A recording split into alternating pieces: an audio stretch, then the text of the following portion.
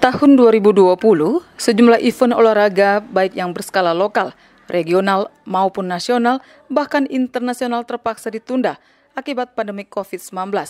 Sejumlah event yang tertunda tersebut rencananya bakal dilaksanakan di tahun 2021. Sejumlah event olahraga yang rencananya bakal diselenggarakan di tahun 2021, yakni Pekan Olahraga Nasional atau PON dan Pekan Olahraga Pelajar Nasional atau POPNAS. Provinsi Bengkulu sendiri telah memastikan diri bakal mengirim atlet untuk mengikuti event berskala nasional tersebut, salah satunya dari cabang olahraga angkat berat dan angkat besi. Sebagai cabang olahraga unggulan, angkat berat diberi target untuk dapat menyumbang medali bagi Provinsi Bengkulu, apalagi Provinsi Bengkulu menjadi salah satu pusat atau sentra pembinaan angkat berat di Indonesia. Ketua PAPSI Bengkulu, Irwan Alwi mengatakan, persiapan atlet angkat berat Bengkulu menghadapi PON 20 tahun depan dilakukan dengan menggelar pemusatan latihan. Atlet yang mengikuti pemusatan latihan ini juga dievaluasi secara berkala, salah satunya dengan menggelar progress test. Irwan Alwi mengatakan pemusatan pelatihan dan penggodokan atlet di sentra angkat besi ini juga dilakukan prioritas bagi mereka yang berstatus siswa PPLP dan SKO, terutama bagi yang akan mengikuti event POPNAS. Di tengah situasi pandemi COVID-19, tentunya pola dan menu pelatihan telah tertata mengikuti protokol kesehatan, seperti mengurangi jumlah atlet yang berlatih dalam waktu bersamaan, termasuk memperhatikan asupan makan dan gizinya. Sehingga kami ingin mengetahui sejauh mana perkembangan anak-anak angkat besi, PPLP dan SKO. Dikarenakan Bengkulu ditunjuk salah satu sentra angkat besi di Indonesia.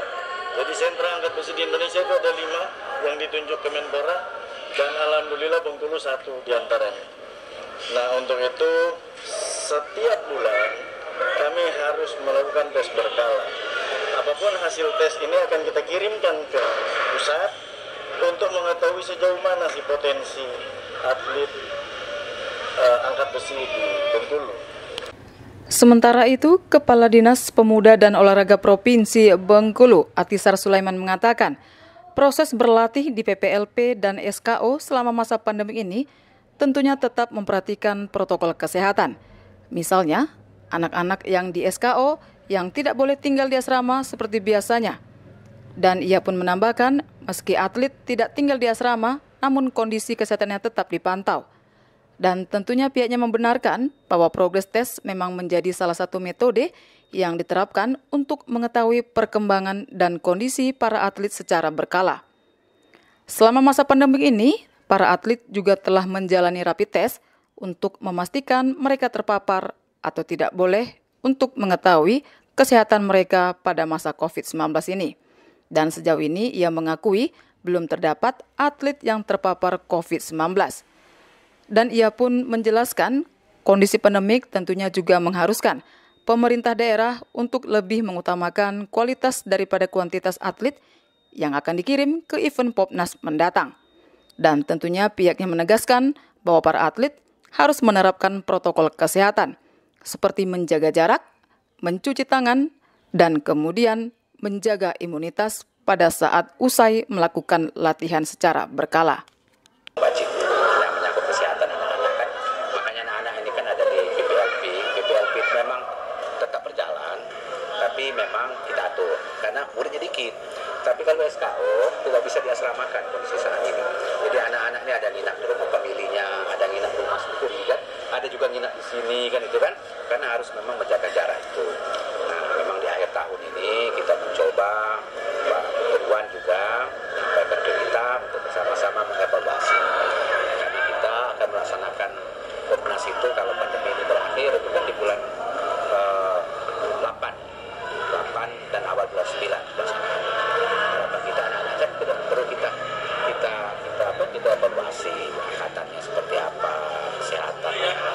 Mungkin ada hal-hal tertentu setelah kita kunjungi dia terbuka, Pak kami kurang ini, harus ada begini. Tidak masalah, kita melatih mental anak-anak itu.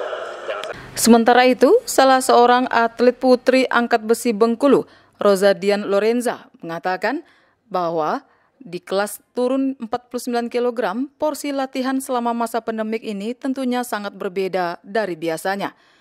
Jika biasanya hanya latihan setiap sore, saat ini latihan justru dilakukan setiap pagi dan sore hari karena belajar di kelas ditiadakan. Selain itu, mereka tidak dibebaskan untuk keluyuran atau meninggalkan lokasi latihan pada di asrama dan jika tidak terlalu penting ataupun sifatnya mendesak. Roza yang kini berstatus mahasiswa di salah satu perguruan tinggi di Bengkulu mengaku belum pernah mengikuti rapid test atau sejenisnya untuk memastikan apakah dirinya terpapar atau terbebas dari virus corona. Kita turun di kelas berapa? Kelas 49 kilo. Iya. Bagaimana sih perasaan mengikuti progres tes ini, Pak? Perasaannya deg-degan, senang, terus cemas. Ya, cemas betul-betul. Kenapa merasakan seperti itu? Padahal kita sering latihan nih. Karena kami baru pertama kali mengadakan tes yang ada penontonnya kayak gini. Biasanya kami tes cuman kami aja sama pelatih kayak gitu kan. Iya. Ini terbuka secara umum. Iya. Apa sih harapannya dengan mengikuti progres tes ini, Mbak? Harapannya semoga saya pribadi bisa meraih medali di ajang Pomnas tahun 2021 dan tidak mengulangi kegagalan seperti tahun kemarin lagi. Pelatihan pagi sore karena kita kan tinggal di sini, jadi latihannya pagi sore tetap lebih ketat daripada dulu sebelum pandemi kan kami cuma sore aja. Nah sekarang karena pandemi kami nggak ada kegiatan jadi fokus ke latihan. Lebih jauh dikatakan Roja bahwa selama pada masa pandemik ini tentunya penerapan ataupun protokol kesehatan yang diterapkan oleh para pelatih agak lebih ketat dibandingkan hari yang biasanya, di mana penerapan protokol kesehatan tentunya harus menggunakan masker, berjaga jarak pada saat melakukan proses latihan pagi dan sore, kemudian menjaga imunitas dan kerap melakukan cuci tangan. Dan tentunya Roza berharap dengan porsi latihan yang diberikan tersebut dapat mengukir prestasi di ajang Popnas 2021 mendatang. Sophia Ranja melaporkan.